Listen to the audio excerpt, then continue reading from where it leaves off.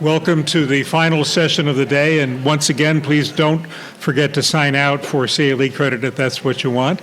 So this is the final panel of the day, focusing on a variety of water issues, and moderating this panel is Martin Baker, who is a very experienced environmental lawyer, so I'll turn it over to Martin.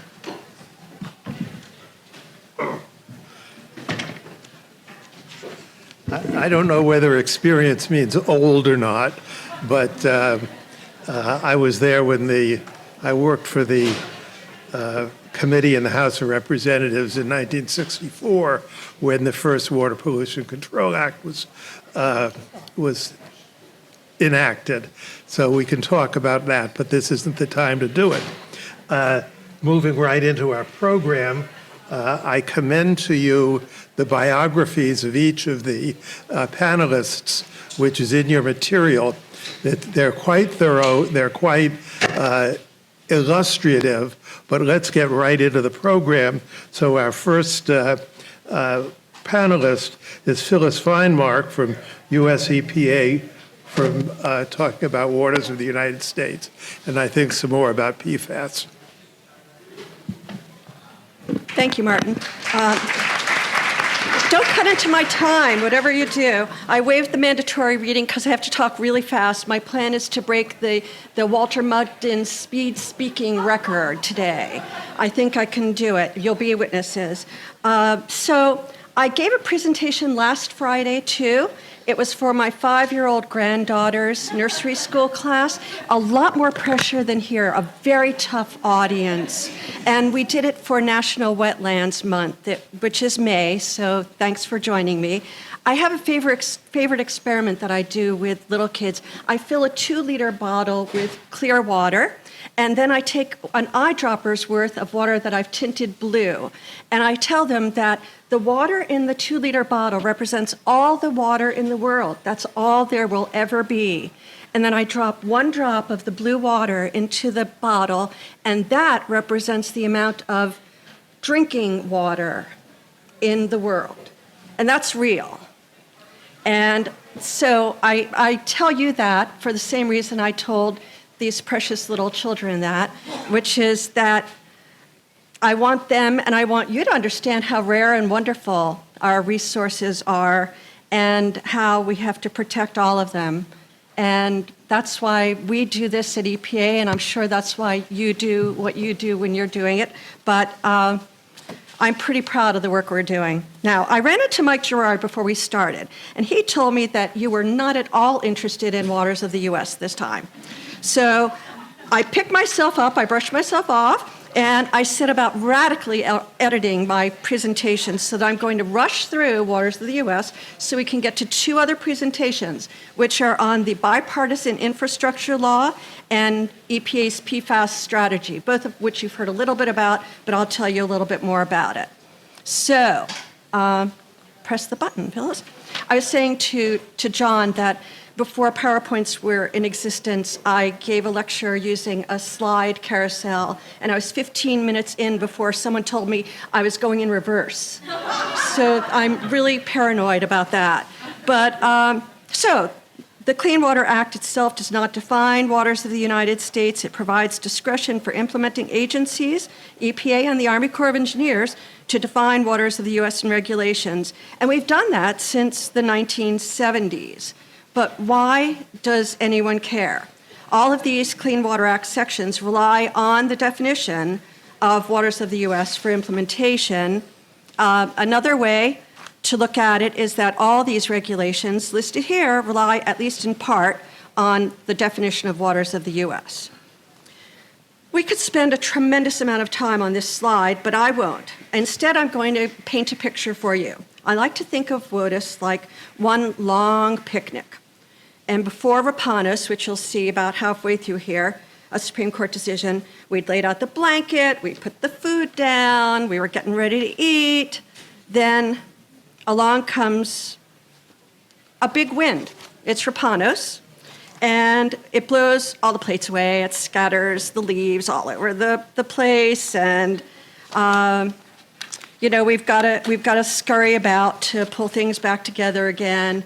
And so we spend the next 9 years, that's a joke, it's not a joke, we spend 9 years putting everything back and getting comfortable enough to issue the Clean Water Rule in 2015.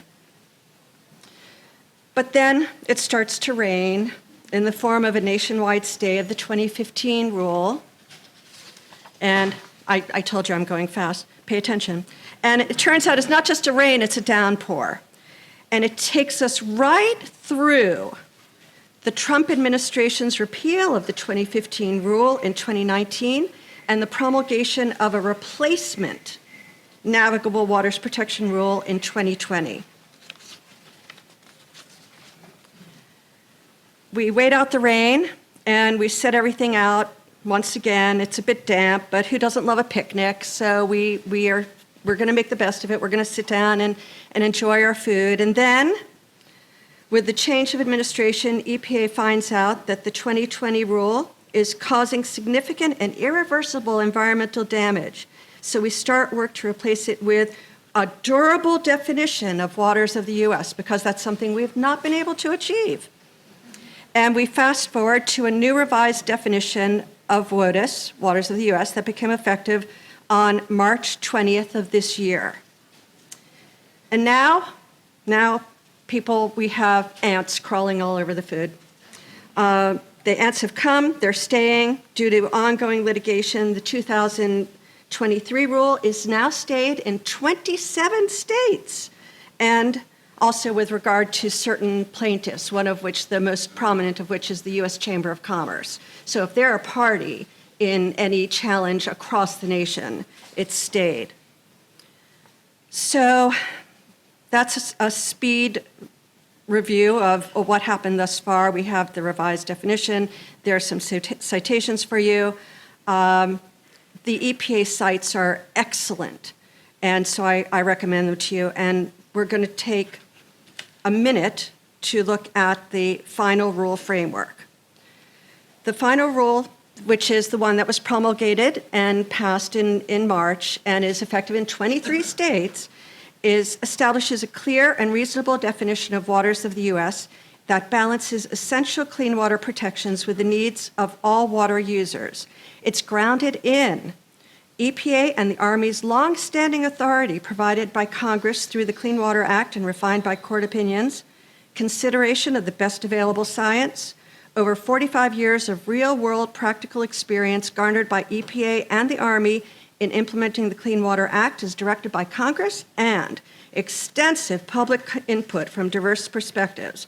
The final rule includes 3 parts: Paragraph A, jurisdictional waters; Paragraph B, exclusions; and Paragraph C, definitions.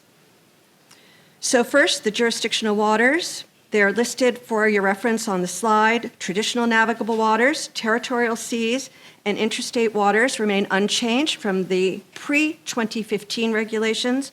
However, other categories of waters were revised to reflect the agency's interpretation of the statute, including consideration of relevant Supreme Court decisions. The exclusions are most prominently wastewater treatment systems and prior converted croplands. It's fair to say that a rule can be defined as much by what it does not cover as what it does. So these 2 exclusions are from the pre-2015 regs, and then there are 6 exclusions that are generally non-jurisdictional features under the pre-2015 regulatory regime. And finally, there's the definition portion of the final rule framework. A few terms are defined exactly as they were in the pre-2015 regulations, including wetlands, adjacent, high tide line, ordinary high watermark, and tidal waters. The agencies have added the term significantly affect to the final rule to provide clarity on the significant nexus standard. And there are 2 key concepts that are used throughout the new definition. The first is the idea of relatively permanent. It means that a feature is relatively permanent, standing, or continuously flowing, and they're connected to a paragraph A1 water, which is the traditional navigable waters, territorial seas, and interstate waters, or waters that have a continuous surface connection to those relatively permanent waters.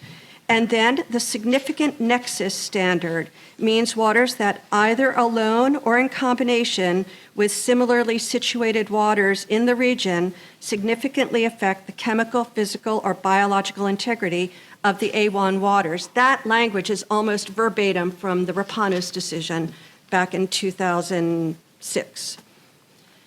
And then we have the final rule defining the term significantly affect for the purpose of determining whether certain waters meet the significant nexus standard. And significantly affect requires a material influence on the chemical, physical, or biological integrity of the paragraph A1 waters. And the text also includes factors to consider which are readily understood criteria that influence the types and strength of chemical, physical, or biological connections. Examples of factors in the final rule include distance from a paragraph A1 water and hydrologic factors. Now, I think, Mike, everyone has access to these PowerPoints, right? Yes. Okay, great. Because I have like 20 slides that go in detail through all of this. I recommend them to you because they're carefully composed, and if you want to use them as a companion to reading the rule, I think you would benefit from it. But I'm going to skip all the way, which I understand I have to do by doing this, so enjoy the photos while we go along. These are mostly, or if not entirely, jurisdictional waters of the U.S. If I had, you know, how on your computer you could just go down to the next thing, but so I'm skipping to 42 in case you're trying to duplicate this at home. Don't try it, you might hurt your thumb. And we're at the effects of the final rule.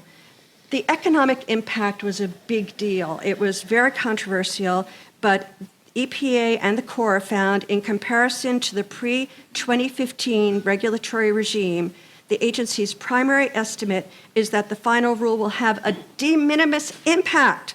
The agencies expect that there will be a slight and unquantifiable increase in waters being found to be jurisdictional, and that these increases are related to implementation of the relatively permanent standard and the significant nexus standard. I know it seems counterintuitive, but it's true. It is really not much change from what we did before 2015. I have here some information for you on technical support documents, and we'll skip that and go to additional resources that discuss implementation of the rule, which is, as you can imagine, extensive, and then additional information. As I said before, I recommend the EPA website to you. They're very well done and constantly curated. John, I'm ready to move to the next one. Thank you. Everyone has been talking about the bipartisan infrastructure law, and no one's actually told you what it is. And so I'd like to just tell you a little bit about it so that you understand better how it's working. It was signed by President Biden in November of 2021. It represents a historic investment in key programs and initiatives implemented by the EPA to build safer, healthier, and cleaner communities. EPA is getting an unprecedented infusion of resources for programs under the bill. It's termed a once-in-a-generation investment that will create millions of jobs and modernize our infrastructure. It's really extraordinary. It includes $50 billion, as Lisa said before, that is a B, $50 billion to the EPA to strengthen the nation's drinking water and wastewater systems. It represents the single largest investment in water that the federal government has ever made. The majority of the money, approximately $43.4 billion of this funding, will be distributed by EPA to the states through the existing Clean Water and Drinking Water State Revolving Fund programs. The table to the right summarizes the new bill state revolving fund programs and the amounts that will be made available over the next 5 years. Over $35 billion to safe drinking water, including lead service line replacements and addressing emerging contaminants, and approximately $12.7 billion for clean water infrastructure and emerging contaminants again. The $5 billion circled is not a state revolving fund program, but I included it since it's funding available to address emerging contaminants with a focus on PFAS in drinking water. Now, the next thing is, I said state revolving fund at least 5 times in that previous slide. but I'm betting that not. Well, no, there's one person.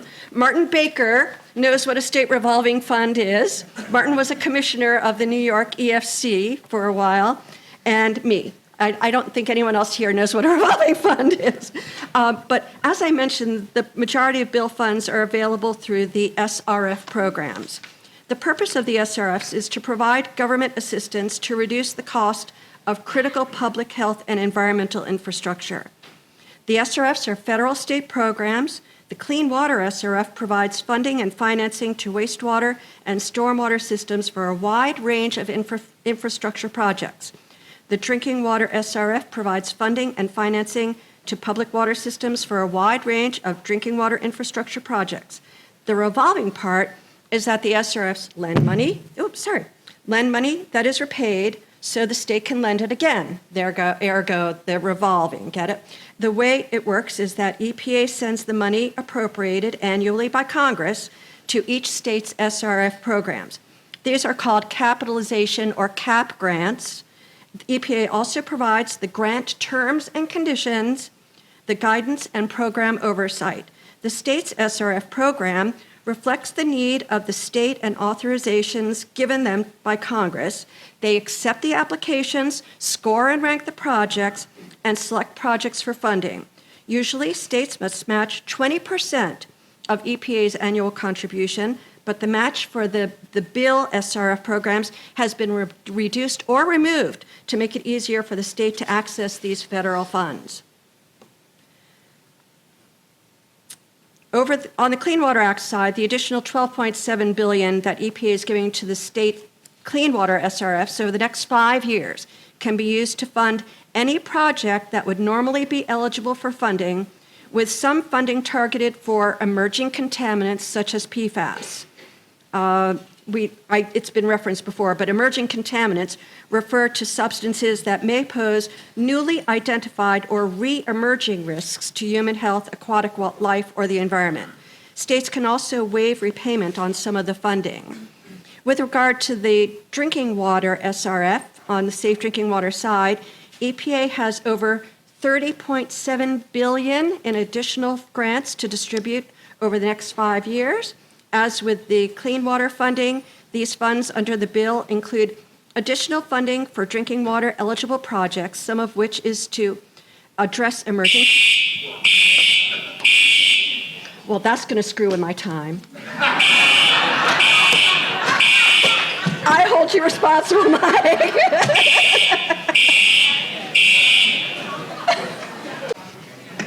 I'm just going to keep on going through the bill, and then we'll go to New Jersey before I come back. Move right on to PFAS. Yeah, I'm on my last. So we were talking about the safe drinking water side.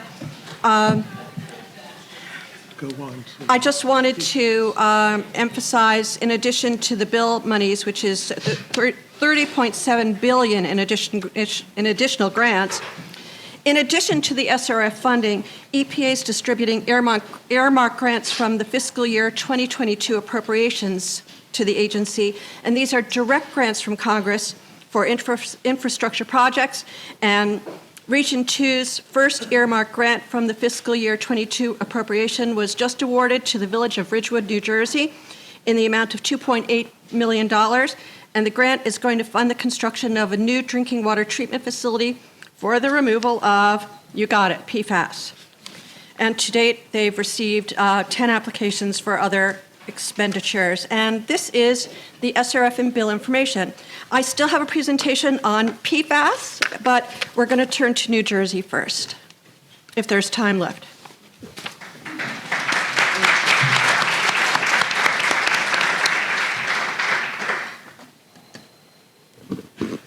Afternoon, everybody. I mean, I thought the commissioners were going to be a tough act to follow. This guy decides to preach outside. You want me on that wall. You need me on that wall. It's very good. Well, thank you all for staying. I thought staying until 4 o'clock was going to be a lot. Staying until 4:30 with an evacuation, It goes till 5. well, still.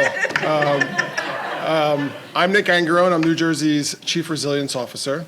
In New Jersey, I largely wear two hats. So within the Department of Environmental Protection, I oversee the Office of Climate Resilience, and that includes a number of things, including our climate resilience planning initiatives. I represent the commissioner on the State Planning Commission, where we look at kind of comprehensive planning and working with our local governments. And I am New Jersey's coastal manager. I oversee the Coastal Zone Management Program, which is a cooperative program with NOAA. My Chief Resilience Officer hat, so whereas as a Office of Climate Resilience, I'm very much on the ground working with our locals. My Chief Resilience Officer hat, I'm at the 30,000 foot level, and I largely work with 22 other state agencies and departments to try to coordinate climate resilience policy across the state. And it's there that I'm going to start today. So all of this started with Governor Murphy's Executive Order 89 back in 2019. Aside from the very, very important thing of establishing the position of Chief Resilience Officer in New Jersey, it also established the Interagency Council on Climate Resilience. The Interagency Council is that organization of 22 other state agencies and departments where we look to coordinate actions across this issue. I'm the vice chair of that council, and I'll touch on a little bit more in a second what we're doing. The executive order also directed that we do fairly quickly develop two primary documents. The first was a scientific report on climate change for the state of New Jersey, which really sought to bring home the global, the national, the regional issues of climate change that we all know and hear about, but really kind of bring it down to New Jersey. What are the impacts going to be in our backyards? And so we issued that report in 2020, and that was a very exciting 200-page document, which I fully expect you're all going to go back and read after this. It does have a very good executive summary, though.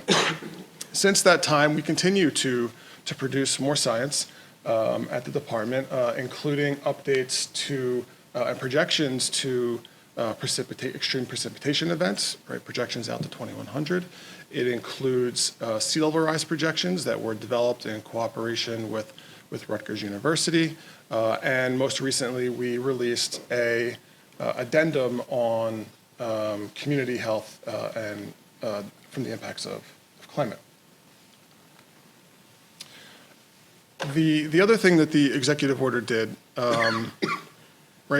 is it's really easy to kind of look at that and say, okay, well, here's the checklist of things we have to do. And that's great, and it guides most of our work. But what was really critical, in my opinion, it's often overlooked, but the most critical thing is, for the first time, the governor gave the state agencies, the executive branch, a directive to do everything we can to incorporate, address the impacts of climate change in the state. And that's no small thing, right? It's every one of the agencies, that is on the Interagency Council, right, has its wealth of jobs and programs that they're working on, but really kind of this directive from the governor has really changed the direction of the state and what those agencies are doing. So again, here's the scientific report on climate change. I forgot I had this slide in there, but I think this is really critical and lays the basis for everything that we're doing at this point, right? Working with those 22 other state agencies, right? It's really, they're going to take this information, they're going to take the information that I'm going to touch on next with the strategy, and they're going to build it into their decision making. They're going to build it out throughout their agency and through all their programs. And this is a really critical report for us to move that forward. So the second primary document that the executive order directed us to develop was the statewide climate change resilience strategy. All right, and so this is a high-level document. It is a strategy. It is not a plan, with over 125 strategies, actions, and recommendations for how executive branch agencies can and should incorporate climate resilience into their decision-making, right? It is a fairly high-level document. It does not go into levels of detail to tell every agency how to amend certain programs or who should be leading those programs, but it sets the vision for how the state is going to move forward. The other important thing it does here for the state of New Jersey is it defines what climate resilience is, right?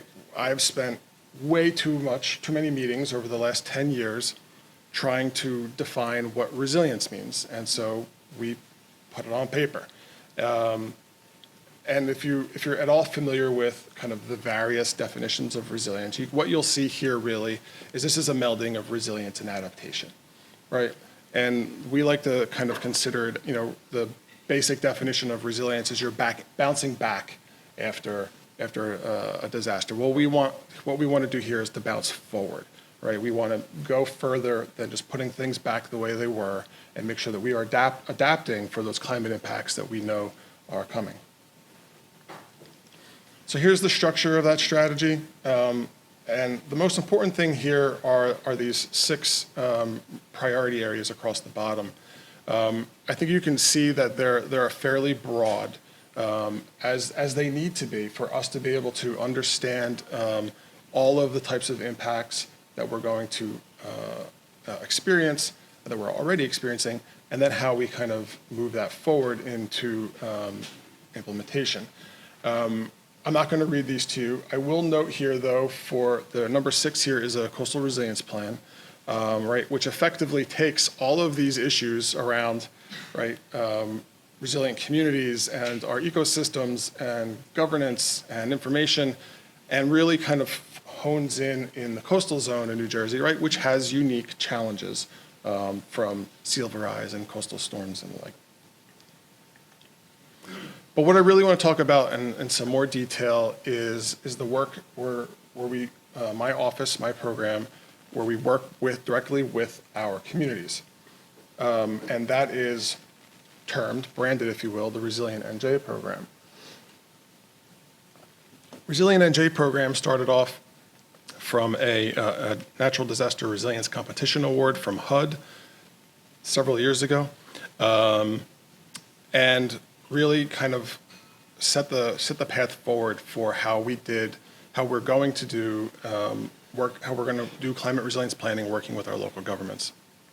And so the initial program, the initial Resilient NJ program, tried to look at this on a regional basis. And in this case, we're talking regional as multi-municipal regions. And so we had 4 multi-municipal regions. This is all voluntary when these local governments came in as a group. It really gave us, you can see here, kind of a really diverse socioeconomic group of municipalities, a very diverse geographic group of municipalities, which was great for what is, for all intents and purposes, a pilot. And I'm going to go into much more detail into this. Largely to say, though, that we're building out what was that original grant into an ongoing local community resilience planning initiative. Through this first project, we worked with 24 municipalities, and we're continuing to build that through whatever various funding sources that we can get our hands on. New Jersey has 564 individual municipalities. We're barely scratching the surface in the number of municipalities that we are able to provide assistance to, but this is how we're starting. So this is mostly to give you an idea of the comprehensive nature of the Resilient NJ program, right? And it was a 2-year project, and the final plans were released in October of 2022. We will be extending our work in those regions, but I'll touch on that in a moment. One of the core tenets of the Resilient NJ program was that it was going to be community-based, right? This was not the state of New Jersey coming to these 24 municipalities and telling them how they needed to respond to climate change. This was fully driven by the visions of the community. And I say community here and not necessarily municipal governments, right? There was a significant outreach initiative across all 4 of those regions, and you can see some of the numbers here where this was fairly successful. And really again, that core aspect is we worked with them to identify their risks and vulnerabilities. We worked with them to identify some solutions to that, but it was really based on what their vision was for their local governments, for their regions, recognizing the impacts that they were going to experience from climate change. So we did these regional risk assessments. We looked at the 2070. One of the benefits of doing it this way was the state set the criteria, the climate criteria that we were going to look at. There was no debate over what level of sea level rise or what type of storm or what year we were looking at. New Jersey set that basis, and we set consultants out to do that level of detail. One thing I want to note here is they did go through the process, the risk assessment process, and identified that in these 4 regions alone, in a 2070 Sandy event, there would be over $45 billion worth of damage, right? For those of you who were around for Hurricane Sandy, statewide we experienced $30 billion, right? So the risk, the impacts are growing exponentially. The Colonel can talk to you about much bigger numbers, but this is what we're looking at in these 4 regions alone.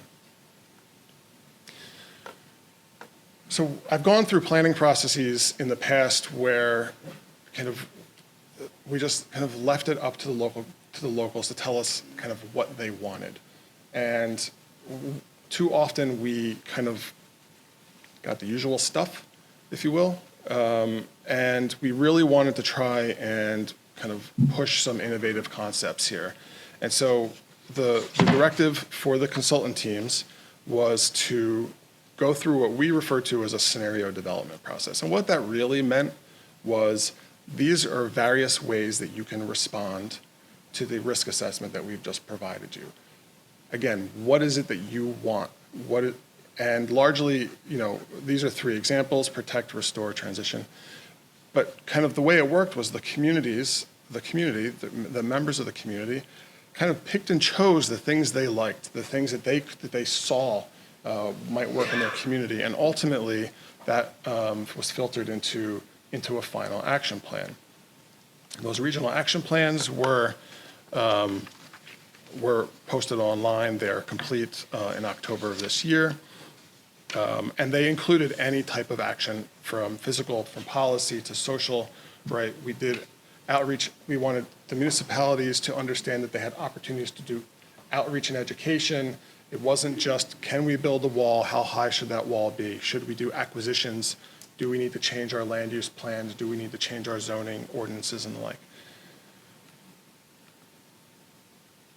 So I noted before, so we are extending the work in these 4 regions. That will be getting kicked off literally in 2 weeks with additional funding that feels odd to say left over from Sandy. And so, but the work in that extension period is really going to focus on implementation, right? Now, we can't get to shovels in the ground, but where we said, for example, you should update your ordinance to do X, Y, Z, okay, so we're going to update that ordinance. When we say we want you to look at kind of what a blue-green street network can look like, okay, we're going to develop that policy that lets you implement kind of blue-green streets. In the Ida disaster CDBG-DR funding, there's another $5 million to replicate the program in 2 to 3 more regions in the Ida impacted counties, which will start in earnest in 2024. Recognizing that we don't have the resources for 564 municipalities, we developed an online toolkit. The toolkit kind of walks you through that same process that I identified earlier on, but tries to provide the resources, the online resources, documents, tools to do that. This is intended to be written for what referred to as an informed volunteer. Your planning board members, your environmental commission members, right? You shouldn't have to get a $100,000 grant from DEP and hire a consultant to do the base level of work here. Finally, also one of my many hats is I oversee New Jersey's Blue Acres program. If you're not familiar with the program, it's been around since 1995. It has historically been the program where we buy out those homes that have been impacted or destroyed from this flooding disasters. And the program's been amazingly successful. You know, it's bought over 800 properties and significantly kind of ramped up in the post-Sandy era. But what we want to do here, though, now is think about this a little bit more proactively. We want to link this to that comprehensive planning that my office does so that, one, theoretically, we could work with property owners that are at risk, that we know are at risk, who have and continue to experience flooding, to buy their property out before they experience disaster, before they lose everything. At a minimum, we want to work with the communities, work with the local governments, so to develop a comprehensive strategy to look at opportunities so if and when they do experience disaster, they're ready to go. They have the plan in place. They know what they want to do. They know what the vision is. They know what properties they want to purchase. And they know what they want to do with the land after the fact. All right? We want to look at the land after we've already purchased the homes, after we've demolished those homes. Okay, well, how can we now turn that land into a community asset, right? There's one town who we're working with a lot that has actually included in their hazard mitigation plan a vision to turn an entire area of their community into a wildlife refuge, right? That there is that much risk there, that many homes there, but ultimately they have a vision that we're working toward through regular outreach with them and through the many disasters. And that's it. Thank you.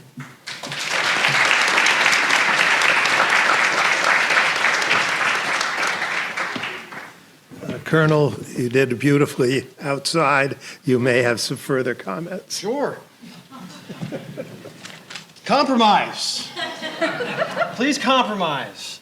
No, like I was saying outside, you know, there are many things that can interfere in our ability to accomplish something. But the great thing that everybody has in this room in common is that we want to get something done. You know, we really have a good idea of what we want our destination to be. It's the path of how we get there where we sometimes disagree. So we talked about the HAT study. It's a big comprehensive study, you know, impacting millions of people. I really want to just give you guys an opportunity to ask some questions because I know there might be some people out there with some specific questions, and then maybe give you a little bit more time back at the end. Any other questions on the Harbor and Tributary site? I'm not going to go through my slides. And I will show you at the end the website that's got everything on it, all right? Really, all you have to do is go into Google and type in New York hats. All right, after you get through some hats, it does show up about 3 or 4 down in the Google search where you see the New York City Harbor and Tributary study. You click on that, and it'll take you. We have a great interactive thing. We've learned a lot of lessons in public outreach over the past few years, taking advantage of better technology, different languages, you know, ensuring that we have more opportunities to reach out to folks, working with interest groups to ensure that they have a say, and facilitating the discussion and hearing everybody else. Because the reality is, you know, that compromise cannot occur unless everybody understands each other. All right, so the key here is those relationships that build the understanding that then generates the compromise that allows you to get things done. All right, and everybody in this room has a role in that, okay? Because it's so easy to throw stones at things. That is the easiest job in the world. Oh, you didn't do that good enough, you didn't do that good enough, you forgot to do this, you forgot to... Easy, easy, easy, easy. Help us get stuff done. which means help us figure out where those compromise opportunities are. There's a great amount of creativity that goes into accomplishing things. Right now, I'm working with Rit and Lisa. I don't know if she's still here. She's around here somewhere. And, because we're trying to figure out this HTRW issue, this hazardous waste issue on one of the projects that we want to get done. So we're working out these different course of action because the Corps' got a policy that says we won't touch it. We got CERCLA that says if you touch it, we're going to sue you.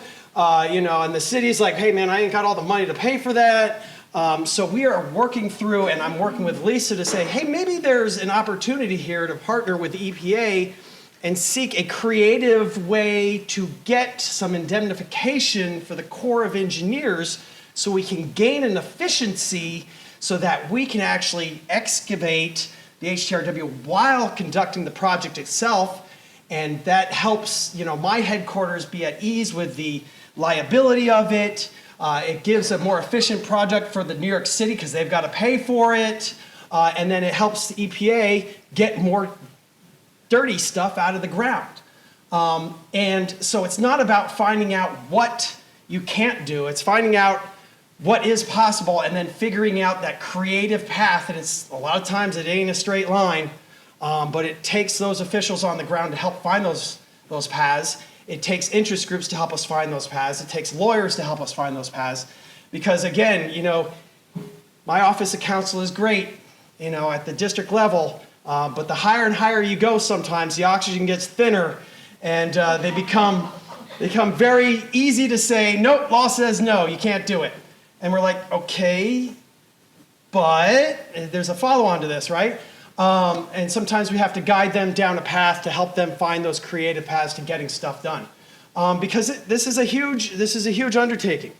We talk about the amount of inundation that occurred during Hurricane Sandy, all right? And you take a look at that. That's the 100-year inundation. And right now, the HAT study, the alternative we selected, the green area, is what we're able to mitigate. There's a lot of red in Jersey tracking that, but we also have a ton of Sandy projects that are helping with that. We just kicked off the Highlands project, the Union Beach, Port Monmouth, major Sandy projects that are going to mitigate those, because that's a key piece too, is what do we have going on right now at the federal, state, and local levels. New Jersey's got a great plan here. So, while he's talking, I'm thinking about, do my guys know about everything that they're doing? Because the last thing I want to do is duplicate their efforts. And then I want to see how successful they are with their program to see if we can start doing it as well. So thanks for cutting your teeth on this for us. We'll be in touch to see how everything works out, because they're looking for creative solutions to get stuff done. But you look at the complexity of what we got to do. All right, the amount of features that we have built into this, where we have storm surge features at the Arthur Kill and the Kill Van Kull, whose land does it tie into? Does it cause secondhand flooding? How does it impact industry and our ability to bring in trillions of dollars worth of economic engine to the Port of New York? What do those look like? What's the impact on the sea life? And then we get up into further in New Jersey and the impacts around there. And I'm just going to go through this. Then we're putting a gate on the entrance to Jamaica Bay. This is one concept to do that, because that is the way to mitigate a lot of the inland flooding that occurs in the bay side features. But again, we have that goal of, unfortunately, Congress tells the Corps of Engineers, we want you to do a single-use project. And we all well know how horrible single-use projects are, but that is the authorization I'm given. That's why I always tell people vote, okay? And tell people that we don't want single-use projects. But I only get authorized. I want you to go out and stop a 12-foot storm surge. All right? Okay, well, the best thing for that's a wall. But that's not what we want, because there are natural and nature-based features that we can incorporate into these. There's parks that we can incorporate into them. And right now we have a process by which we can partner with the city and say, we can give you a wall, but hey, if you pony up a little extra, we can turn that wall into a park. All right, and that's where we do a lot of compromise and figure out, okay, how are we going to take my single-use authorization and direction and turn it into a multi-use, better suited for the community project? And that takes compromise between the city and the state and the Corps of Engineers to make that happen. And we've been successful in a lot of areas. Again, I highlight all this to show the scope of what we're looking at. And we put some pictures out there of big, ugly, gray walls. We kind of do that on purpose to stir the discussion, okay? Because we want people to go, no, we don't want a gray wall. Okay, what do you want? And how can we get to what you want? Help us find a creative solution to get there that allows me to meet my congressional mandate that says stop a 12-foot storm surge, but also supports the community and what they do. And then there's a whole cost side to it as well. Upper Manhattan, we get into Newtown Creek, and then we get into further HTRW issues because a lot of these places are Superfund sites already. So that's why figuring out how we're going to do South Staten Island becomes so critical. And then it just goes on. We got a lot going on here in this project. It's $52 billion right now, okay? We're still a ways away from it. But again, we are in the initial phases of this.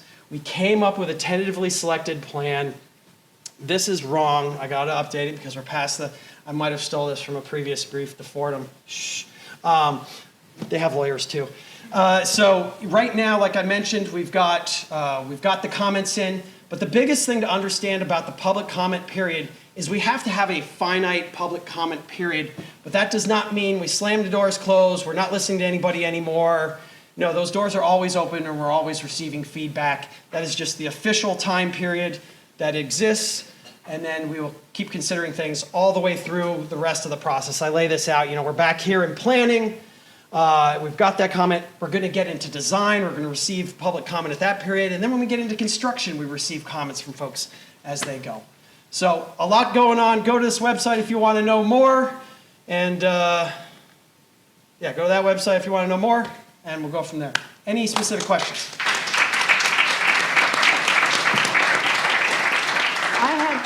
I have not done anything but read in the newspapers, which is always not a good thing to do, but I haven't had time. My concern is when the World Trade Center was built, they were allowed to open, and I had people in there, and all the raw sewage went into the Hudson River and flowed down to New Jersey. Yeah. I'm from New Jersey. Yeah. My concern about this, and I know when Sandy hit, Staten Island got like a 15-foot wall, right? I understand that. My concern is what I've read in the papers is you're building this wall to protect the city and maybe Jersey City. Where's that water going to go? It's going to go down to New Jersey. Yeah. That's my problem because I live in New Brunswick on the Raritan River, and I know people who live along the Raritan River. So we model all this because we have a mandate, and this is where I think you're going to run into challenges. We have a mandate that you can't build anything that causes flooding somewhere else. And so that is something we'll definitely be looking into in design as far. The question is, where's the water going to go? Yeah.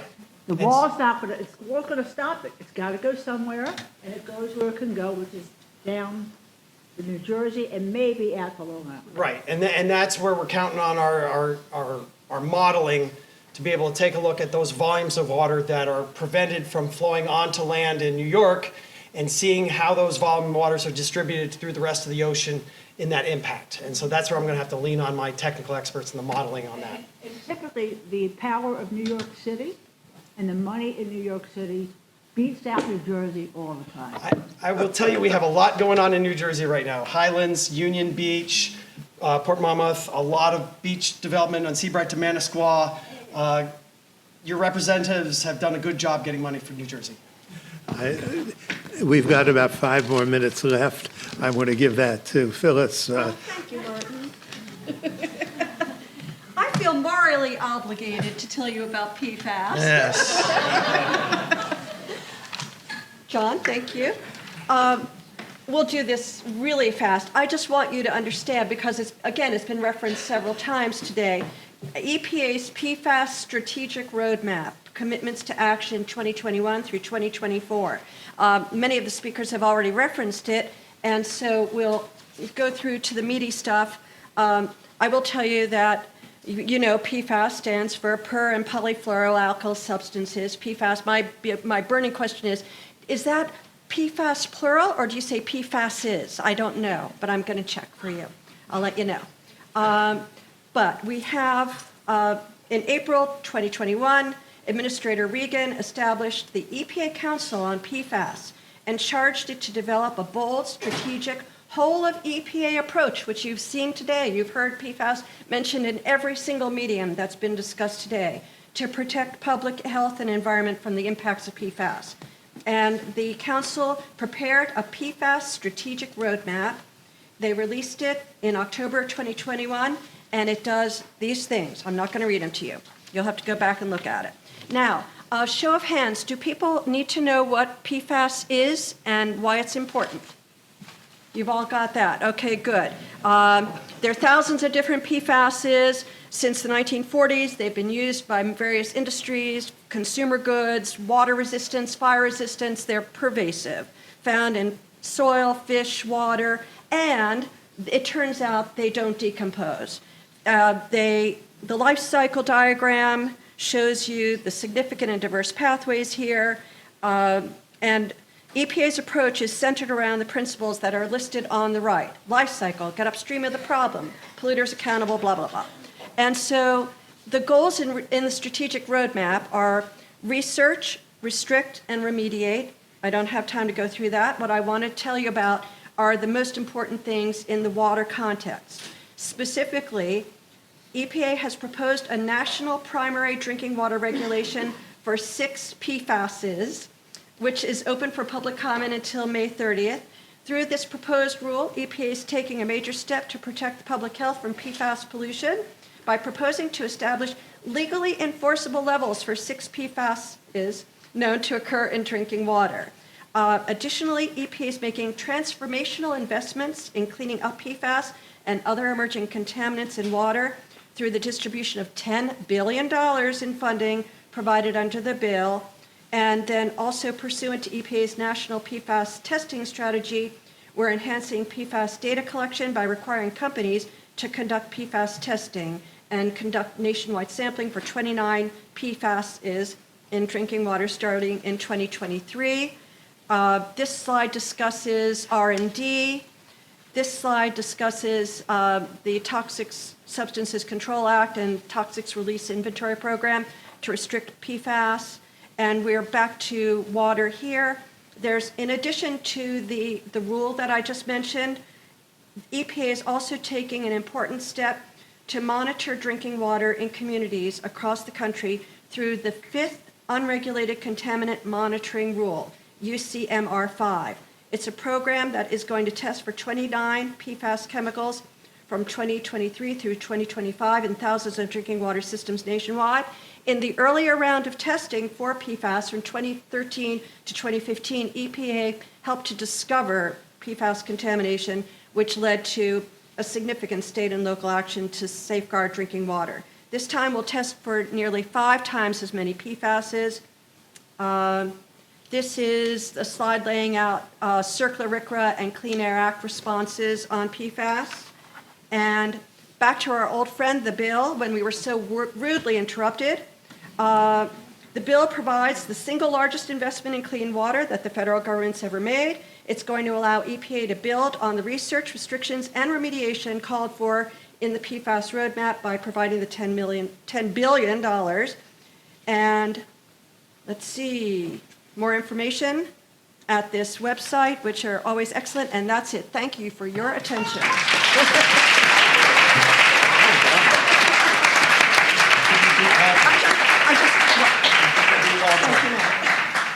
It's now 5 o'clock. I'll take 2 questions if we have them.